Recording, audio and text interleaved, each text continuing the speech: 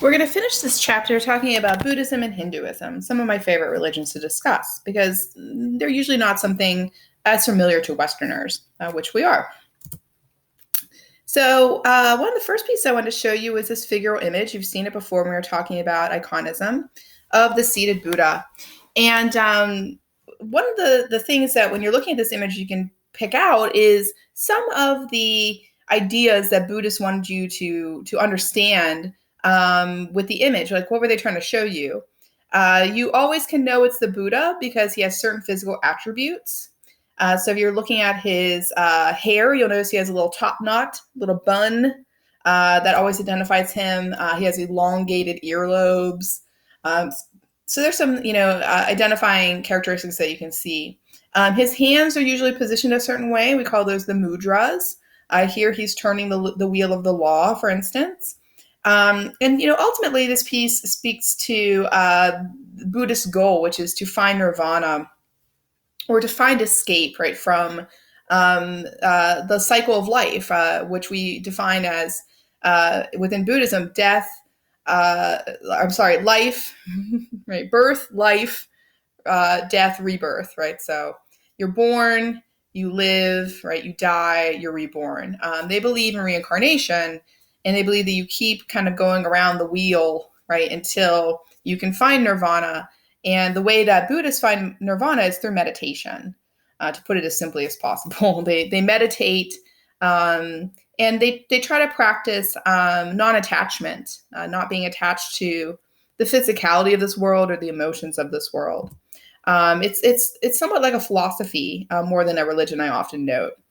Here you see a sculpture of the Buddha entering nirvana. So this is a sculpture of the Buddha himself, the story of him laying down and deciding that his work was done, right, instructing his followers, and that he elected, right, to enter nirvana, or enter into the space of non-attachment, let's say. And so another famous statue there. This is the great stupa at Sanchi. You remember I showed you the lion column at Sanchi. So this is the same complex, and you'll notice that the gates, you'll notice there's lions on them as well. Stupas are actually very popular structures in Buddhist architecture. They are thought to house a part of the Buddha, so like a part of his body. So if you travel through Buddhist areas, you'll see stupas, and their thought is that there's a piece of his body in each of the stupas. The Great Stupa is one of the oldest stupas, right? So this is why I'm showing it to you. This is not a building you can go inside. It's not something you enter into. It basically is a structure that is filled in. And what Buddhists do here is they come and they enter through the gates. And when they enter the gate, there's this idea that they're leaving our world of the profane, as we call it, or the everyday. And you're passing through the gate into the world of spirituality, right?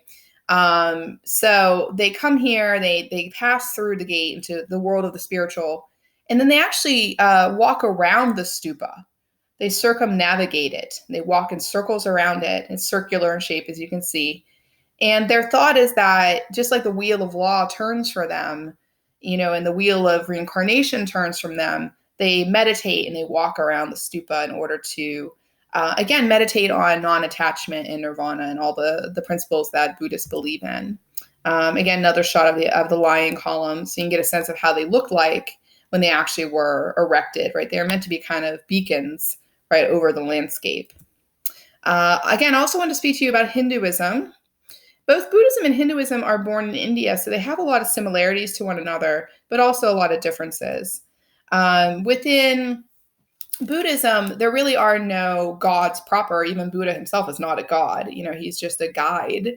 But within Hinduism, they do believe in gods. Both religions believe in reincarnation.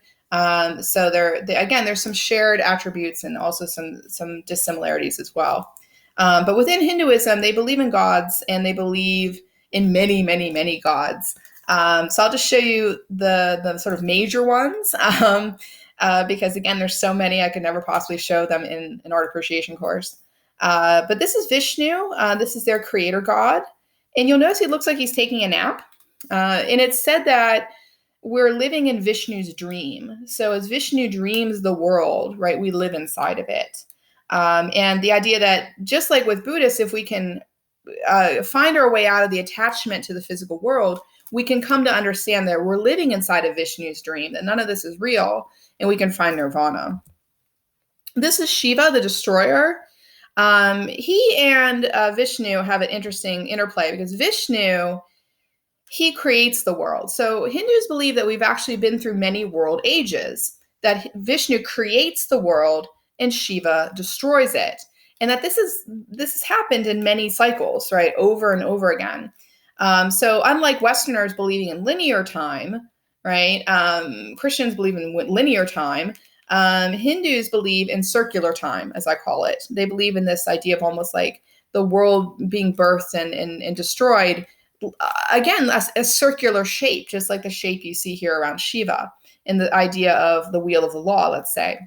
So Shiva is the destroyer. Shiva dances the world into destruction. So you'll notice he's dancing here. And around him, these flames arise, right, to burn the world down. And you'll notice he's actually stomping on a little figure underneath of him. That represents ignorance. It's actually a dwarf, and the dwarf represents ignorance. And sort of how I present it is, why must the world be destroyed? Hindus believe the world often wears itself out, that no good is coming out of the world, that people are ignorant, they choose to be ignorant, and there's no good of this. So it's time for the world to be destroyed and start fresh, start with a new slate. Ignorance, by the way, is not that you're like, you can't understand something, it's that you choose not to. So when someone says like, wow, they're really ignorant, the idea that they could learn, they could understand, but they choose not to. That's a very dangerous thing. So Shiva is stomping on ignorance, right, and destroying the world and allowing the world to be cleansed and rebirthed in his flaming dance of destruction. Hindus are known for building many, many temples. They build upwards to the heavens, right, just like many other religions do as well. But one of the things they're really well known for is tantric imagery. And this is very sexualized imagery that you see all over their temples. And this comes from the Kama Sutra, of course, and some of their beliefs about the balance of masculine and feminine. But they actually believe that sexual practice can be a road to meditation. So it's just an interesting thought and belief practice within Hindu religion. That is it for chapter 13, and I will talk to you soon.